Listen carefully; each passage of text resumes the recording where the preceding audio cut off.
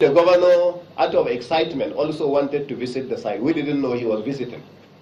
So we only saw it in pictures that the governor also took special interest after my visit to also pay his visit. And that's our Omar Hussein, who thought the people were actually waving at him, not knowing that they were waving at the governor.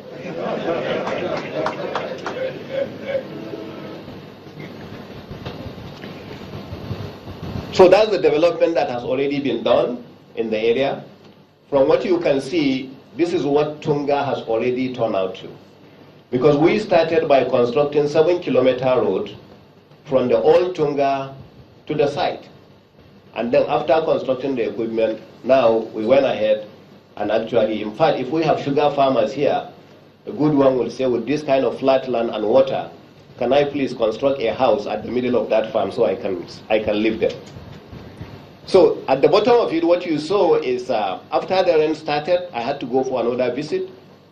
So when we went for that second visit, that's when we decided that at this point, the water level had gone so deep, so it will be detrimental for the planting of the cane.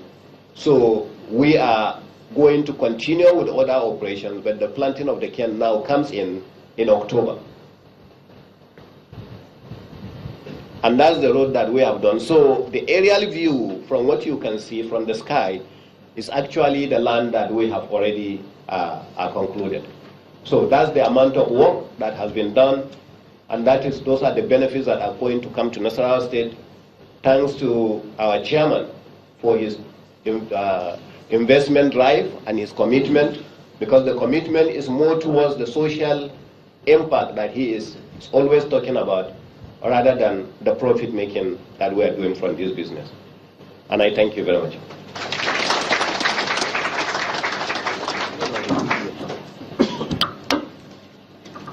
Thank you. You've heard from the acting managing director of the Dangote Sugar Refinery. In Nasarawa State, His Excellency Governor Umaru Tanko Makura has a roaring mantra. It is simply called "Seeing is Believing." His Excellency Governor Umaru Tanko Makura is a politician who has a very clear view. He has depth of clarity. And because of that, when the entire project started, there was so much that had been done, so much, we wouldn't sit back and actually say how much has been done. What you're about to watch right now is a 10-minute video. It captures from both the perspective of His Excellency and the good people of Nasarawa State, as well as the investors, what is being contributed and how monumental and how historic this particular project is. So I would like for you to kindly watch any of the screens close to you, and you would see the journey so far. We'll play back the video. It will just be 10 minutes of your time.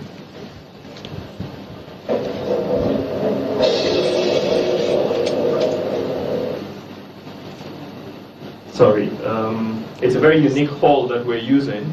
We're using the sugar house, so certain things, okay. This is the video actually. Put the volume.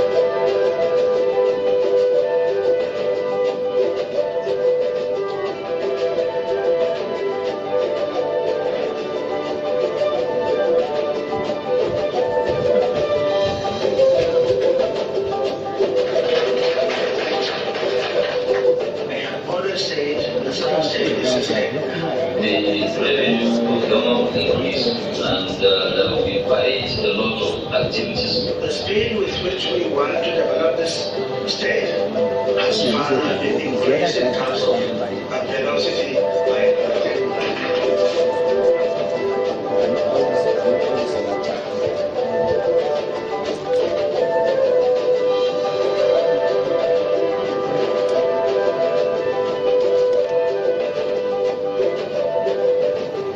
Your state has a land mass of 120,000 square kilometers and is located in the savanna belt of Nigeria. Nasarawa state is known as the home of solid minerals because each local government area of the state is blessed with no less than 2 solid mineral deposits. But agriculture remains the mainstay of the economy as Nasarawa state is endowed with arable land which is fertile and suitable to the cultivation of a variety of cash and food crops ranging from cassava, melon, yam, groundnut, guinea corn, millet, sesame seed, and sugarcane.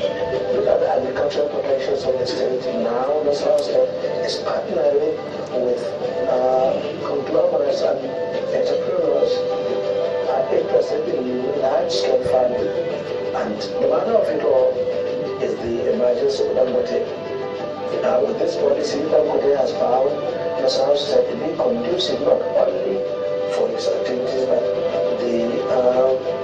the friendly atmosphere the state has given for land acquisition and administration has encouraged Dangote now to acquire about 60,000 hectares where he is already working to establish the second largest sugar refinery in Africa. This project is a project that the cost of cutting enough land that it have will be able to produce about 480,000 tons of sugar. It's about 27% of the consumption of Nigeria.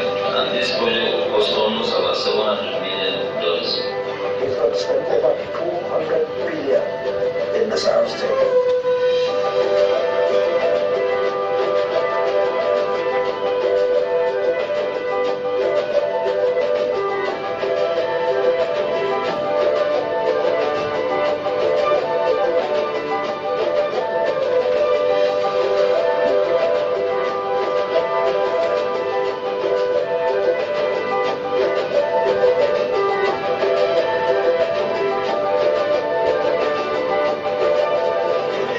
Of this very robust sugar refining company, Nasarawa state is being promoted or catapulted to a level where it will be recorded and recognized as one of the centers of mass production of sugar, not only in Nigeria but in the world.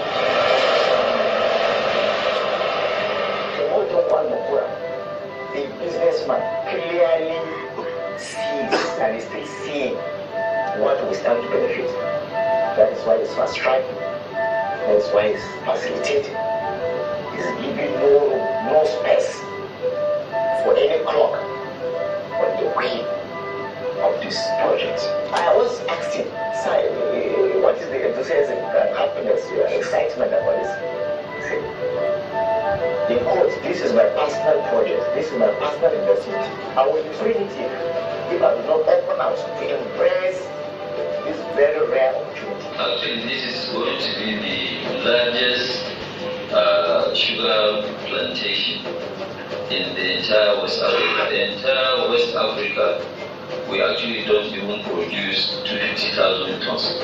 Everywhere, there are everywhere in Nigeria, Senegal, in the ECOWAS. The total production of sugar that we have is not up to 250, so we are doing double here in Nasarawa. Since we discussed last year, I deployed the resources of the state in providing broad networks from away to Tonga, so that whenever the people come for feasibility, they wouldn't have any problem accessing the area. mai girma gona mun ga kokarin shi da mana da hanya daga wai zuwa lafiya ga hanya lalace daga kunga zuwa wai mai ta faduwa amma ga shi ya kokari ya fitar mana da hanyar mu daga wai zuwa tunga. How many trucks do we need to do the distribution? You are talking about almost 600 trucks that we need to take the sugar and distribute all across Nigeria. Given the obscure nature of the area, Nasarawa state is going to ensure